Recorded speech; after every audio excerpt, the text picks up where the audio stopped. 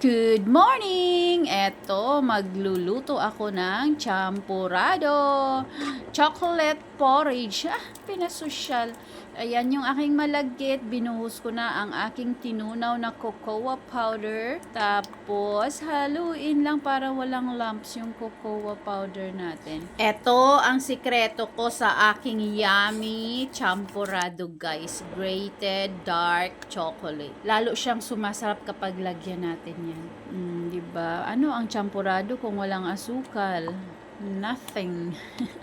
Dark chocolate yung ginrate ko dyan. Hindi siya masyadong matamis. Subukan nyo ang ganito, guys. Promise. Sobrang sarap niya. Hindi siya matamis. Kasi control mo naman yung asukal na idadagdag eh. Ayan na! Nakakatakam. Okay na to.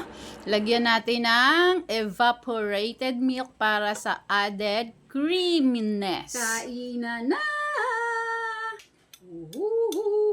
Kay sarap ng champurado.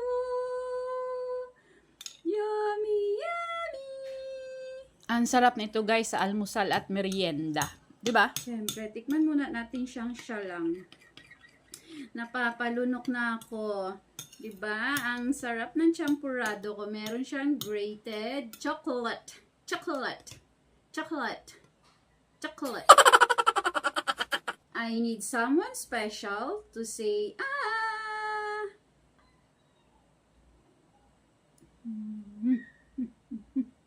Hindi siya matamis masyado. Tama lang. Ganito lang dapat. Pag matamis na masyado, agoy, konti lang makakain natin dyan.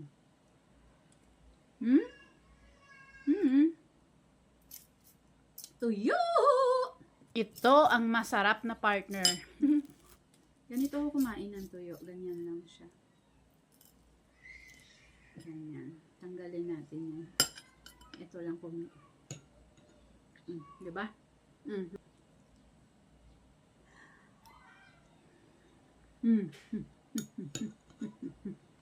Alat ng tuyo nila. Pero masarap. Ano siya? Medyo maalat lang naman. Hindi naman kaalatan masyado. Pero maalat. Puti na nga itong pinili ko eh. Para hindi siya, diba? Pagka yung puti lang yung tuyo, ibig sabihin ng konti lang yung asin na nilagay. Ganun yung pag-intindi ko. Kasi minsan, yung ma-brown-brown na. Tapos may mga ganun-ganun na, or luma na yun.